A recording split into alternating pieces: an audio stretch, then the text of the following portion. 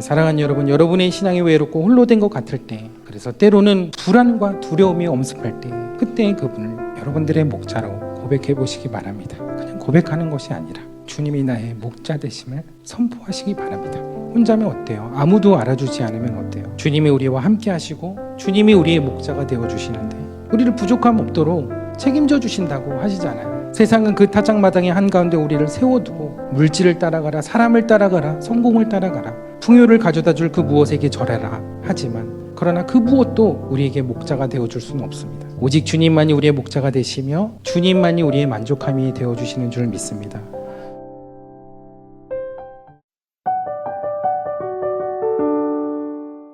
오늘 시편 23편의 이 말씀은요, 교회를 다니시는 분들이라 하면 모든 기독교인들이 굉장히 사랑하는 또 시편의 시라고 할 수 있습니다. 왜 이 시편을 사람들이 이렇게 좋아할까, 또 이렇게 사랑하는 시가 되었을까 생각을 해보니까 주님과 우리의 관계를 목자와 양으로 이렇게 비유하는 것만큼 잘 표현해 주는 것이 없기 때문이라는 생각이 듭니다. 그래서 여호와는 나의 목자시라고 고백을 했던 이 다윗의 고백이 오늘날까지도 우리에게 많은 위로와 감동을 전해주고 있는 것 같습니다. 근데 잘 생각해 보면요, 우리가 양을 본 적은 있어도 양을 키워본 적이 없잖아요. 그래서 양이 어떤 동물인지, 그리고 양을 키운다는 것이 얼마나 쉽지 않은 일인지, 그래서 목자는 어떤 마음으로 양을 키우고 돌보는지에 대한 그런 현실적인 이해가 우리에게는 부족할 수밖에 없습니다. 그래서 이 기회에 시편 23편의 말씀을 한 절 한 절 저와 여러분들이 나누면서 성서시대의 목자와 양에 대한 이야기로 이제 함께 하려고 합니다. 그래서 여호와가 나의 목자가 되어주신다는 것이 어떤 의미인지, 그 고백이 이 시대를 살아감에 있어서 왜 우리에게 꼭 필요한 믿음의 고백인지를 여러분들과 한 달 동안, 4주 동안 그렇게 이제 나누려고 합니다. 무엇보다 저희가 지금 성경 통독을 어디를 하고 있는지 아시나요? 네, 하고 계신 거죠? 네. 시편의 말씀을 저희가 통독을 하고 있는데, 그래서 저희도 한 달 동안 시편 23편의 말씀을 가지고 함께 여러분들과 말씀을 나누려고 할 건데, 이 시편의 말씀을 듣는 동안 계속 본문이 한 달 동안 같을 거거든요. 그리고 계속 같이 읽었잖아요. 그러면은 저절로 암송이 될까요? 안 될까요? 네, 될 줄 믿습니다. 그래서 이 말씀을 우리가 한 절 한 절 또 이렇게 음미하면서 생각하면서 또 말씀을 나누면서, 그래도 이 시편의 말씀을 좀 암송하면 좋지 않을까. 암송하면 우리가 걸어갈 때든 밖에서 무슨 일을 할 때든 이 말씀이 떠오르고 이 말씀을 또 묵상할 수 있지 않을까라는 생각이 듭니다. 그래서 이 말씀을 묵상하면서 삶 속에서도 그런 이 말씀을 마음에 새기고 묵상하는 기회가 되셨으면 좋겠습니다. 그래서 우리 아이들도 같이 암송할 거거든요. 그러니까 부모님도 암송을 하셔야 돼요. 그래서 아이들이 암송하는데 부모님이 어버어버 하시면은 굉장히 아이들한테 되게 부끄러우실 수 있으니까 열심히 또 같이 이 한 달 동안 이 말씀을 암송하면 좋을 것 같습니다. PPT를 좀 보여주시겠어요? 오늘은 여호와는 나의 목자시니 내게 부족함이 없으리로다 라는 1절의 말씀으로 땡땡에서 여호와를 외치다 라는 제목으로 여러분들과 말씀을 나누려고 합니다. 먼저 여러분들이 이 말씀을 보면서 여러분들의 머릿속에는 양을 치는 모습, 또 시편 23편의 말씀을 보면서 이런 장면이 머릿속에 떠오르지 않았을까 생각합니다. 탁 트인 푸른 초장에서 여유롭게 피리를 불거나 아니면 하프를 뜯으면서 그렇게 양을 치는 다윗의 모습을 상상하셨을 것 같아요. 얼마나 여유가 넘치고 목가적이고 낭만적인 모습이에요. 각박한 현실을 살아가고 있는 우리들에게 이런 다윗의 모습이 굉장히 여유가 있어 보이고 평안해 보일 수가 있어요. 그래서 이런 시편의 모습을 상상하면서 굉장히 동경하게 되는 것도 그 이유가 아닌가 싶습니다. 근데요, 성서시대에 목축을 한다는 것, 양을 친다는 것은 우리가 상상하는 현실과는, 그 모습과는 좀 다릅니다. 양을 치는 일이 그렇게 낭만적인 일이 아니었다는 거예요. 다윗이 양을 치던 시대에는요, 양과 염소를 치던 그 목축 문화와 농사를 짓는 농경 문화가 혼합된 시대였습니다. 그러니까 이스라엘이 출애굽에서 광야 생활을 오랫동안 했죠.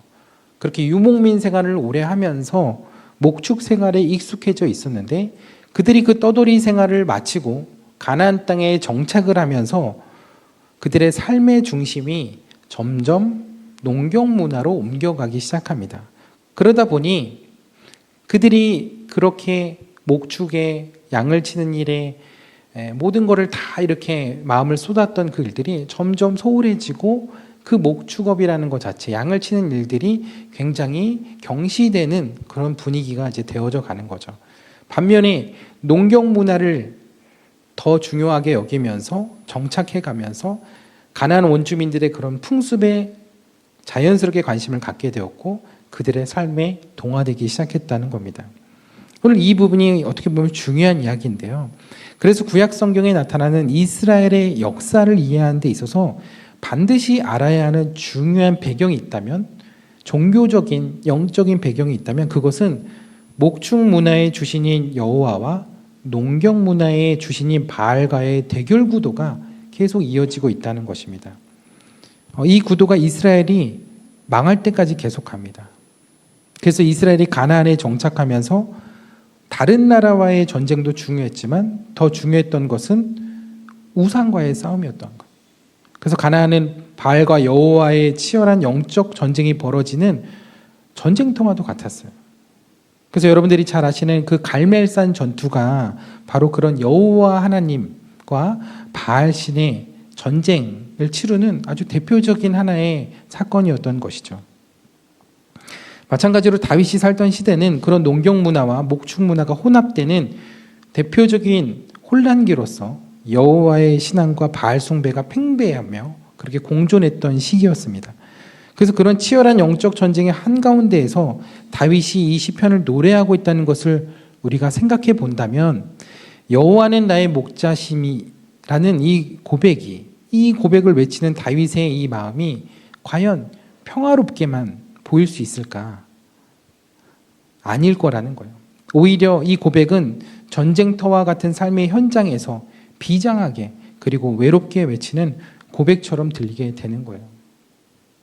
혹시 여러분 중에 그렇게 신앙생활을 하고 계신 분이 있을지 모르겠어요. 가족 중에 아무도 믿지 않는 가운데 홀로 그렇게 믿음을 지키면서 그렇게 예수 믿고 신앙생활하고 계신 분. 그렇다면 어쩌면 여호와는 나의 목자시니 라는 이 고백이 바로 여러분들에게 필요한 고백일지 모르겠어요. 이 시를 썼던 다윗도요, 30세의 왕의 자리에 오르기까지 참 외로운 시간들을 보냈어요. 그러나 양치기 시절부터 그의 가슴 속에 늘 변치 않았던 고백은 여호와 하나님이 그의 목자시라는 고백이었어요. 본인이 양을 키워보니까 목자의 마음이 이런 거예요.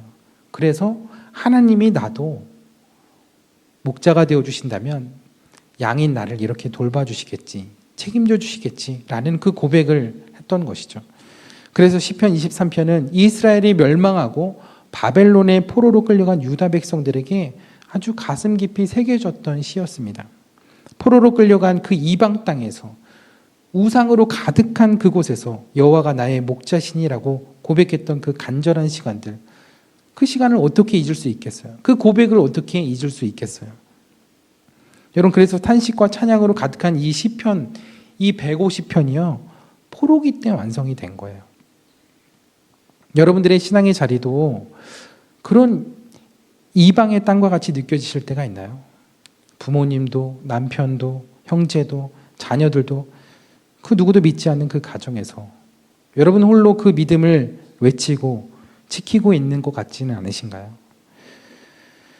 제가 대학교 때 좋아했던 영화가 하나 있습니다. 그 영화의 제목이 세상의 중심에서 사랑을 외치다 입니다. 너무 멋있죠? 왜 세상의 중심에서 사랑을 외칠까? 그 세상의 중심이라는 그 지역이 있대요.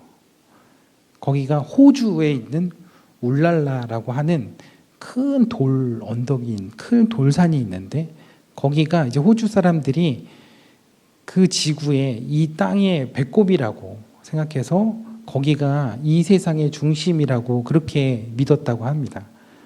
그래서 거기서 세상의 중심에 그 울랄라라는 곳을 이제 이 남자애가 죽을 병에 걸린 여자애를 위해서 데리고 가서 거기서 이제 마지막 죽기 전에 소원을 들어주려고 하는 그런 내용들이 이제 나오는데, 근데 제가 이제 그 영화의 내용도 좋았지만 그 영화의 그 OST를 너무 좋아했거든요.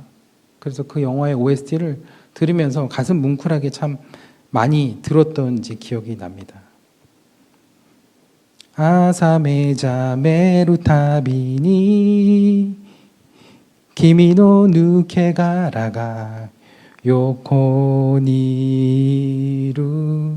네, 일본 영화예요. 아침에 눈을 뗀 때마다 내 옆에 너의 흔적이 있어. 이런 의미예요. 물론 내용이 오늘 설교와는 전혀 관계가 없어요. 근데 오늘 말씀을 준비하는데 이 제목이 생각이 나더라고요. 그래서 오늘 말씀의 제목을 그렇게 붙인 거예요. 땡땡에서 여호와를 외치다. 근데 사실 제가 원래 생각했던 제목은 이방 땅의 중심에서 여호와를 외치다였어요.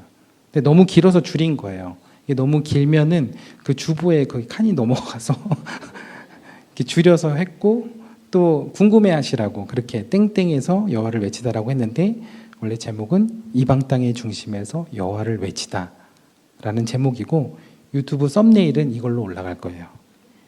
그래서 누구도 하나님을 하나님으로 믿지 않는 이방 땅의 중심, 그곳이 우리의 가정일 수도 있고 우리의 일터일 수도 있죠. 근데 거기서 선포되어야 할 우리의 믿음의 고백이 여호와는 나의 목자시니라는 고백이라는 거예요. 저희 본가는 제 아이들까지 해서 5대째 감리교 집안인 반면에 외가는 저희 어머니가 20대 때 당대에 혼자 신앙생활을 시작하셨어요. 근데 예수님을 믿으신 지 30년 만에 그 외가의 온 가족과 자녀들이 예수님을 믿고 신앙생활을 하게 되었습니다. 몇 년 만에요?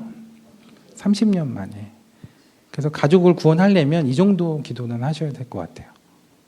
라고 이야기하면 굉장히 낙심이 되시죠? 말은 쉽고 말은 짧은데 그 시간은 정말 길고 외로운 시간이었을 거라는 생각이 들어요. 저는 어머니가 외가의 구원을 위해 눈물로 정말 오랜 시간 기도하셨다는 것을 알고 있거든요. 어머니가 그 오랜 시간 여호와가 나의 목자시니라는 그 외로운 고백을 하며 그 가족들을 위해 기도했던 시간들을 제가 잘 알고 있습니다. 근데 마침내 그 고백을 그 가족들의 입술로 고백하는 날로 오게 하시더라고요. 아니, 여러분, 하나님의 때를 기다리는 그 외롭고 그 긴 시간 속에서도 우리가 놓지 말아야 하는 그 고백은 여호와는 나의 목자시니라는 고백이라는 거죠. 여호와는 나의 목자시라는 그 사실에는 변함이 없다는 거예요. 그러니 이 고백을 더욱 붙드시고 힘을 얻고 끝까지 기도할 수 있는 여러분 되시기를 축복합니다. 이 고백 뒤에 따라오는 더 놀라운 은혜가 있습니다. 그것은 여호와께서 나의 목자가 되시면 내게 부족함이 전혀 없다는 것입니다. 부족하다는 말은 히브리어로 궁핍과 결핍을 의미하는 하세르라는 단어를 사용하는데요. 이건 매 끼니를 걱정해야 할 만큼의 부족함을 이야기하는 거예요.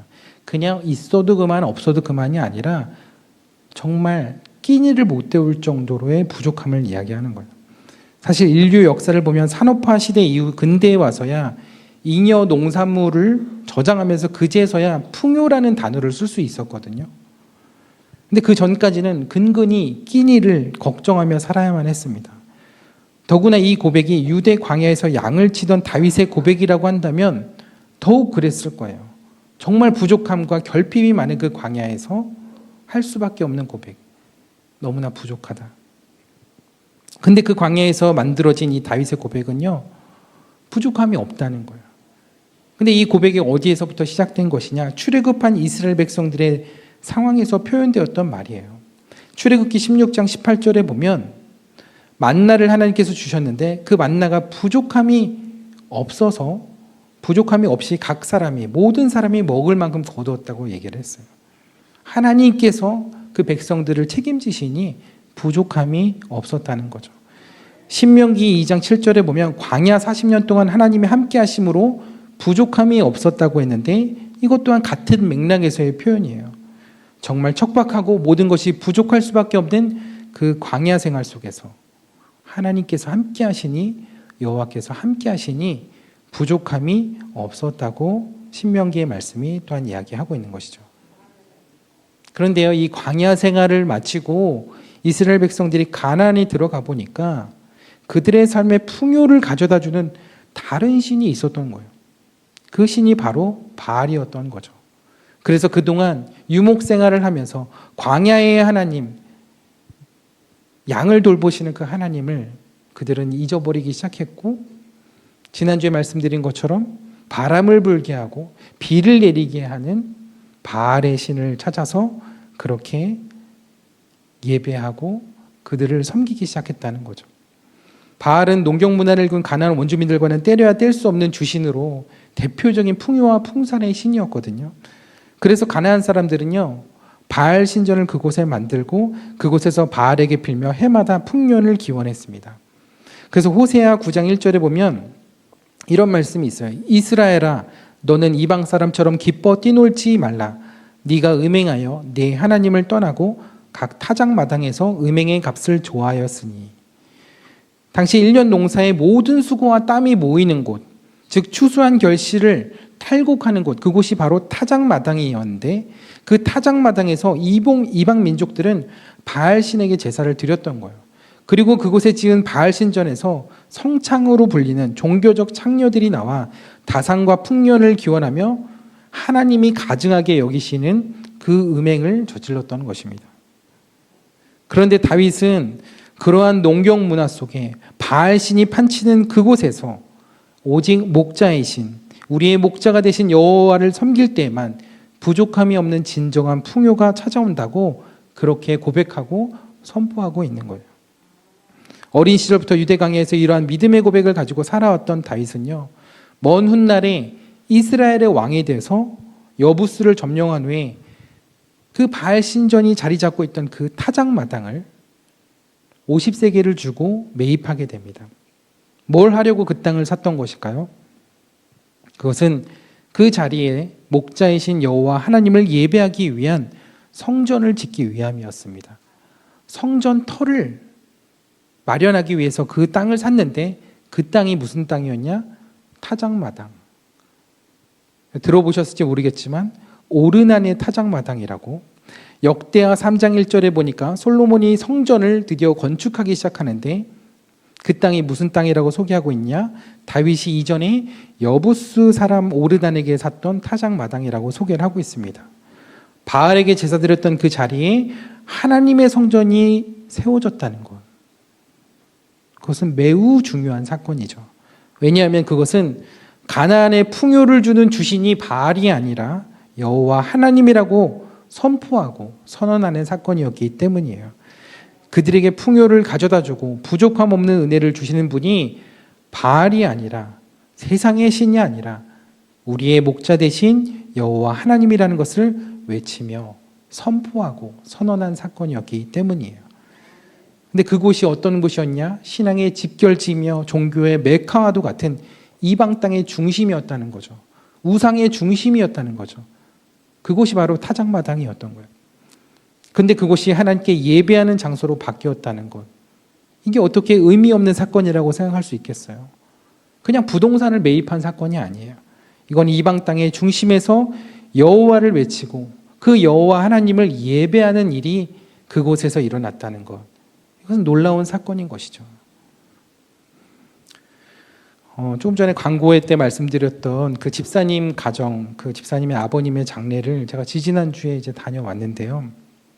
제가 아버님이 신앙생활을 하시는지를 잘 몰랐어요. 그리고 또 따로 말씀이 없으셔서 제가 그냥 뭐 위로 예배는 드리지 않고 가서 기도만 해드리려고 그렇게 생각하고 갔는데, 근데 가보니까 그 아버님 그 명패에 십자가가 있더라고요.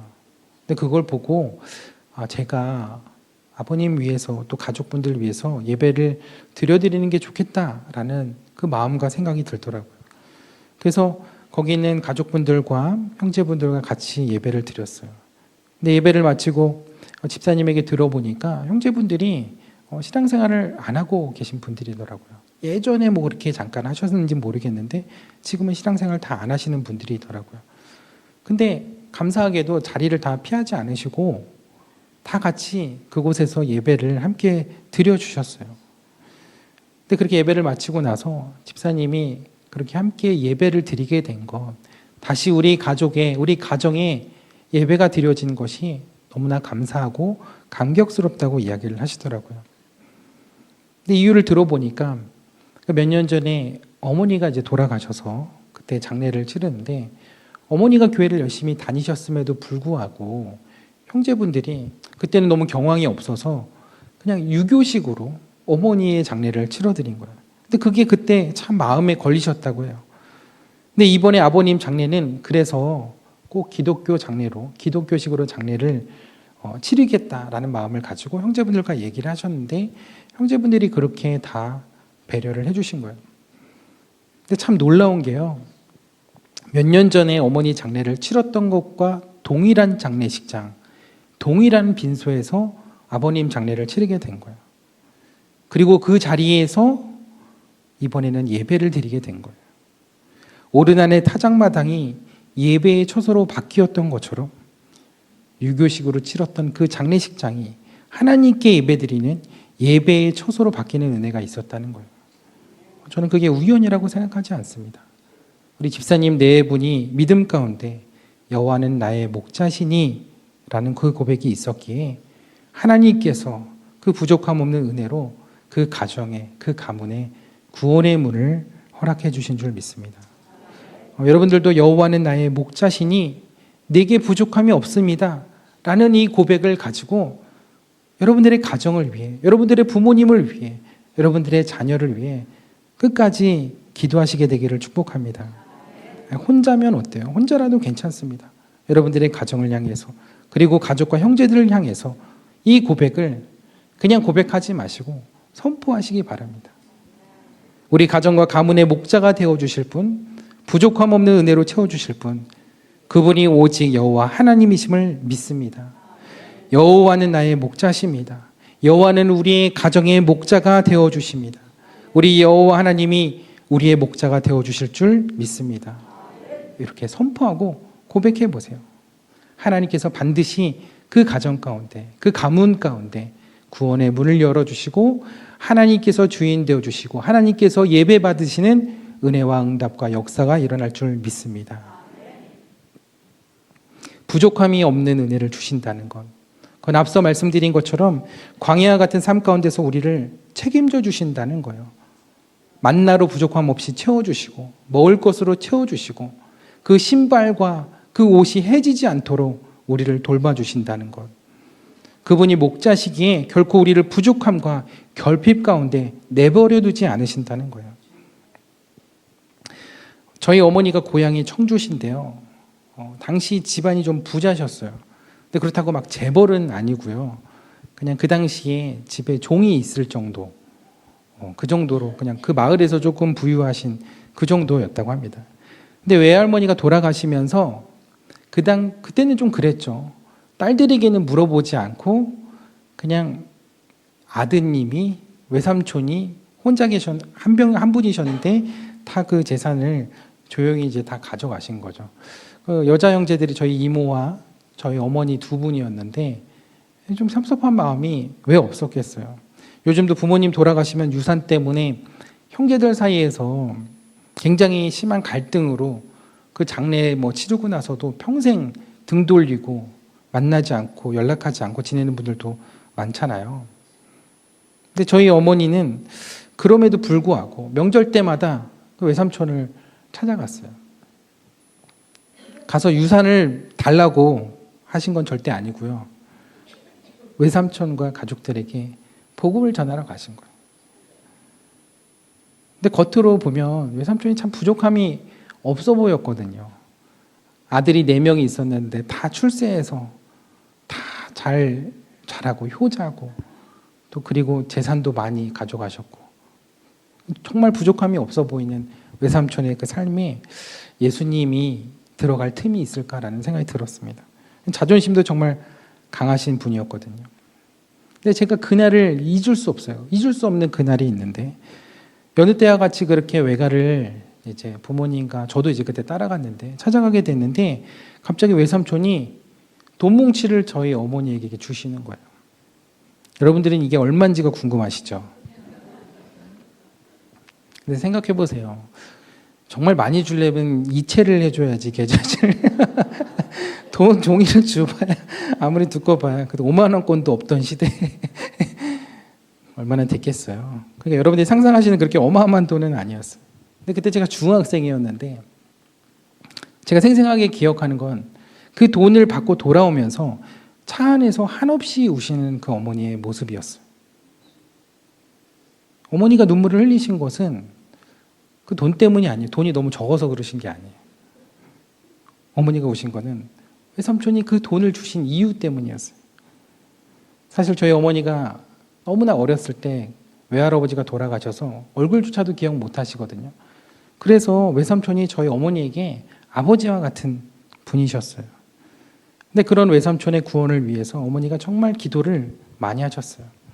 근데 외삼촌이 알코올 중독에, 담배 중독에, 그러면서도 오토바이 타고 다니면서 얼마나 많이 사고가 났는지 죽을 고비도 여러 번 넘기셨어요. 근데 그러다가 예수님 못 믿고 그렇게 그냥 돌아가실까봐 늘 그 기도가 더 간절하셨던 것 같아요. 근데 어느 날 외삼촌의 삶에 그 구원의 때가, 그 구원의 시간표가 이르더라고요. 언제부턴가 그 복음이 들어가기 시작했는지, 그 하나님의 사랑이 들어가기 시작했는지 정말 거짓말처럼 그 마음의 문이 열리게 된 거예요. 정말 어느 날이에요. 그리고 결국 외삼촌이 60인생 가운데 처음으로 예수를 믿겠다고 하신 거예요. 그리고 그날 예수님을 마음에 영접하셨어요. 제가 그날을 잊을 수가 없어요. 그리고 나서 나 구원받게 해줘서 고맙다면서 그 의미로 돈을 주신 거예요.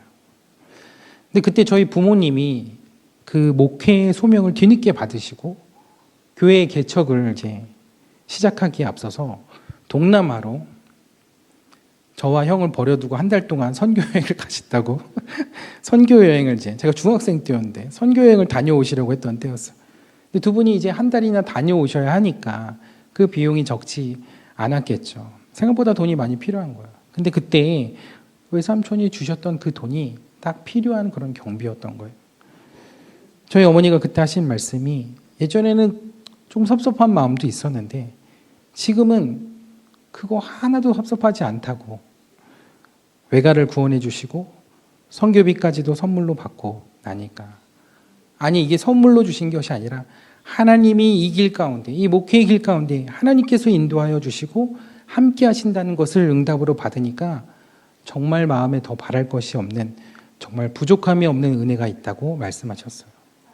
그래서 여호와는 나의 목자시니 내게 부족함이 없으리로다 라는 그때의 정말 이 고백이 저희 어머니의 고백처럼 들렸습니다.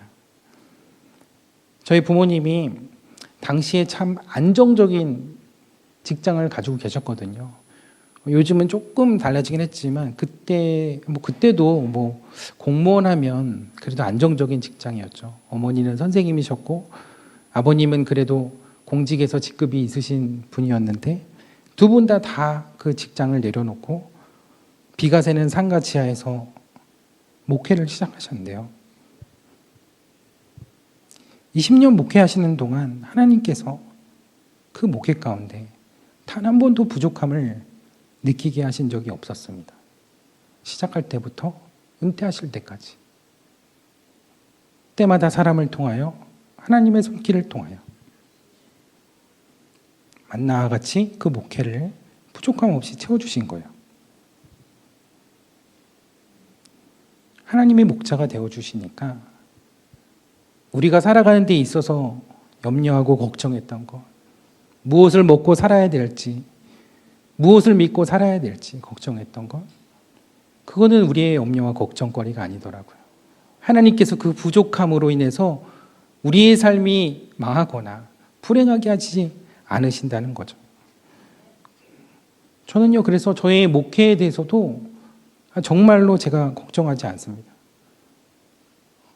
근데 여러분들이 좀 저에 대해서 오해하시는 것이 있는데, 제가 자꾸 여기서 우니까 목사님 진짜 목회 힘드신가 보다 힘든 일이 있으신가? 아니면 사모님이 힘들게 하나? 는 아니고요. 말 잘못하면 안 되죠. 네. 근데 제가 이게 정말 힘들어서 우는 게 아니에요. 근데 이 강단에서 하나님이 눈물을 주시는 이유가 있는 것 같아요. 그것은 이 교회와 우리 성도님들을 향한 그 하나님의 마음이고 하나님께서 부어주시는 긍휼하심인 것 같아요. 그리고 제가 이 가운데 서는 이 자리 가운데 하나님께서 부어주시는 그 은혜 때문에 제가 눈물이 나는 것 같아요. 그 은혜에 감격이 돼서 우는 건데 저는 저의 목회에 대해서 정말 걱정하지 않습니다. 정말 하나님께서 나의 목자가 되어주시니 나의 삶도 이 교회도 부족함이 없이 하나님께서 인도하여 주시고 채워주실 것을 저는 믿습니다. 좀 부족하면 어때요? 그게 다 기도 제목인 거예요. 그냥 기도 제목이 아니라 응답받을 기도 제목인 거예요. 하나님께서 응답해 주실 기도의 제목인 거죠. 얼마나 감사해요. 정말 여호와 하나님이 저와 이 교회의 목자가 되심을 믿는다면 또 우리의 삶 가운데 우리의 신앙생활 가운데 부족함 없는 하나님의 은혜와 응답을 받게 될 줄 믿습니다. 사랑하는 여러분, 여러분의 신앙이 외롭고 홀로 된 것 같을 때, 그래서 때로는 불안과 두려움이 엄습할 때, 그때 그분을 여러분들의 목자로 고백해 보시기 바랍니다. 그냥 고백하는 것이 아니라 주님이 나의 목자 되심을 선포하시기 바랍니다. 혼자면 어때요? 아무도 알아주지 않으면 어때요? 주님이 우리와 함께 하시고 주님이 우리의 목자가 되어주시는데 우리를 부족함 없도록 책임져 주신다고 하시잖아요. 세상은 그 타작마당의 한가운데 우리를 세워두고 물질을 따라가라, 사람을 따라가라, 성공을 따라가라, 풍요를 가져다 줄 그 무엇에게 절해라 하지만 그러나 그 무엇도 우리에게 목자가 되어줄 수는 없습니다. 오직 주님만이 우리의 목자가 되시며 주님만이 우리의 만족함이 되어주시는 줄 믿습니다. 그래서 우리가 고백해야 하는 그 하나님은 그냥 입술로만 고백해야 하는 하나님이 아니라 정말 치열한 영적인 전투의 현장에서 우리의 믿음 가운데 고백해야 하는 실제적인 고백이고 실제적인 삶의 선포인 줄 믿습니다. 다윗이 갑자기 그렇게 고백을 하게 된 게 아니죠. 그가 양을 치면서 그 평소에 했던 그 고백이 정말 그 중요한 순간에 하나님의 이름을 욕되게 하고 그 누구도 하나님의 이름을 당당히 말하지 못하는 그 전쟁의 자리에서 그 골리앗 앞에서 목자 되시며 만군의 여호와 되신 그분의 이름을 당당히 선포했던 것입니다. 오늘도 우리가 그 하나님을 나의 하나님으로 고백하며 그 하루를 살아가다 보면 언젠가 우리 앞에 찾아온 그 큰 문제 앞에서도 우리가 여호와는 나의 목자시니 내게 부족함이 없다고 믿음으로 선포하고 고백할 수 있게 될 줄 믿습니다. 우리가 나 홀로 이 세상의 타작마당 위에서 무엇을 의지해야 할지 무엇을 바라야 할지 모르는 우리의 연약함과 불안함 속에서 우리가 주님을 찾지 못하고 세상의 시선과 마음을 두며 방황했음을 하나님 앞에 고백합니다. 그러나 이제는 우리가 우리의 목자 되신 주님을 당당히 믿음으로 고백하기를 원합니다. 주님의 이름을 그곳에서 높이기를 원합니다. 그곳에서 주님을 예배하기를 원합니다. 주님께서 우리의 목자가 되시니 우리의 삶에 부족함이 없는 은혜를 부어주실 줄 믿고 고백하며 당당히 나아가기를 원합니다. 주님, 우리의 목자가 되어주시고 우리와 함께하여 주셔서 우리의 가정과 일터 위에 모든 우상의 세력들이 무너지고 하나님의 나라가 임하며 주님의 목자 되심이 믿음으로 선포되는 은혜와 응답이 있게 하여 주옵소서. 우리 이 시간 주여 한번 부르짖고 함께 기도하겠습니다. 주여!